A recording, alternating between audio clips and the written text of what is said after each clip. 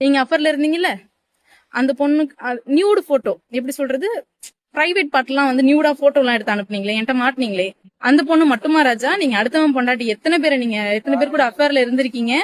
நல்லா இருந்த பொண்ணு மை மந்திரம் வச்சியான்னு என்ன இளவுன்னு ஒன்னும் புரிய மாட்டேங்குது. என்ன கண்டாலே பிடிக்க மாட்டேங்குது அவளுக்கு. எனக்கு இவங்க 2 பேரோட வீடியோ பார்த்ததுக்கப்புறம் எனக்கு அப்படியே தலைலாம் கிறுகிறுன்னு சுத்துது. யார் சொல்றதுடா உண்மை அப்படின்ட்டு. இவங்க என்னடானா இப்போ வந்துட்டு ஹஸ்பண்ட் மேலே திருட்டு கேஸ் இருக்குன்றாங்க. அண்ட் அது மட்டும் இல்லாமல் அவர் வந்து அஃபேரில் இருந்தார், அதுக்கான எவிடன்ஸ்லாம் என்கிட்ட இருக்குன்றாங்க. இதெல்லாம் முதலே சொல்லியிருக்க வேண்டியதானே. யார் சொல்றதுடா உண்மைன்ற மாதிரி இருக்குது. அவர் என்னடா நான் ரொம்ப இன்னசென்ட், என் மனைவி என்னை விட்டு ஏன் போயிட்டான்னு சொல்லிட்டு தெரிலன்னு சொல்லிட்டு அவர் கதறி அழுகிறாரு. இவங்க சொல்றது படி பார்த்தா அப்போ நீ இவ்வளோ பண்ணியிருக்க, ஃபிசிக்கல் அபியூஸ் பண்ணியிருக்க, அண்ட் அது மட்டும் இல்லாமல் அஃபேர்ல இருந்து மாட்டியிருக்க, திருட்டு கேஸ்லாம் அவன் மேலே இருக்கு. அப்படி இருக்கிறப்போ அவங்க கூட எப்படி அவங்க குடும்பம் நடத்துவாங்க?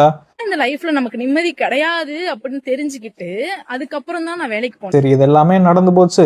இவங்களுக்கு அவர் ஹஸ்பண்ட் கூட வாழ்றதுக்கு எந்த ஒரு விருப்பமே இல்லை, இனிமேல் வாழ போறதும் இல்லை. ஸோ இப்போ என்ன பண்ணணும்? அந்த ஹஸ்பண்ட் வந்து ஒன்று கெஞ்சி பார்க்கணும். கெஞ்சியும் பார்த்தாச்சு, என்ன பண்ணாலும் உங்களுக்கு வாழ விருப்பம் இல்லை. அப்போ ஒரு என்ன மனநிலை வரணும்? சரி, நம்மளுக்கு இந்த பொண்ணுக்கு நம்ம கூட வாழ விருப்பம் இல்லை, நம்ம விலகி போறதுதான் கரெக்டுன்னு சொல்லிட்டு அந்த மனப்பக்குவமாவது இருக்கணும். அதுவும் கிடையாது. அவர் மைண்டில் என்ன தோணும்? இவ்வளோ வருஷம் ஒன்றா வாழ்ந்துட்டு இப்போ போயிட்டானா யாருமே இல்லைன்ற மாதிரி அவருக்கு அந்த ஃபீலிங்ஸும் இருக்கும். அது மட்டும் இல்லாமல் இவர் தனியாக வந்துட்டு இவங்க 2 பேருமே ஜாலியாக இருக்கிறத பார்த்தா அவருக்கு கடுப்பாக தான் இருக்கும். அப்போ என்ன பண்ணுவார்? வயலன்ஸில் ஈடுபடுவார். ஆனால் அவளை நிம்மதியாக இருக்க விட மாட்டான், என்னையும் நிம்மதியாக இருக்க விட மாட்டான். சேர்ந்து எடுத்து போட்டால் ஒவ்வொன்றா எனக்கு அனுப்பிவிட்டு டார்ச்சர் பண்ணிட்டு இருக்கான். யாரு தான் இதெல்லாம் பார்த்துட்டு சும்மா இருப்பா? இவர் நீ எனக்கு டைவர்ஸ் கொடுத்துட்டு அடுத்து என்ன வேணாலும் நீங்கள் 2 பேருமே பண்ணிக்கோங்கன்னு அப்படின்னு வாயால் சொல்லி அழுகிறாரு. பட் அவரால் அந்த மனசுக்கு வர முடியலை, ஏற்றுக்க முடியலை. அவர் திருப்பி இவங்ககிட்ட தான் வராரு.